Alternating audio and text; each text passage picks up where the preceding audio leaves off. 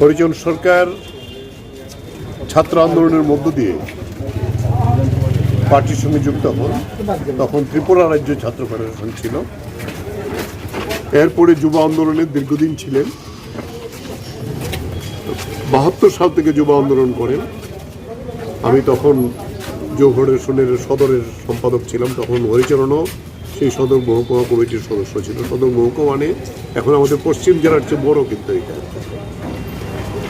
এবং খুবই সরল অথচ অভিজ্ঞতা সম্পন্ন, পার্টির প্রতি খুবই ডেডিকেটেড ছিল।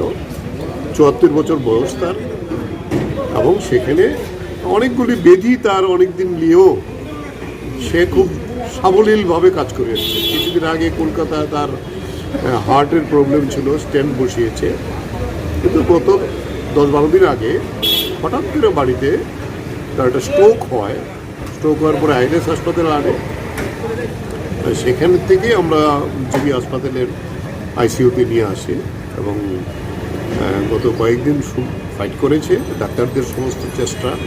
কালকেও এই চেষ্টা হয়েছে এবং শেষ পর্যন্ত তার এই স্ট্রোকের কারণেই তার এই মৃত্যু হয়েছে।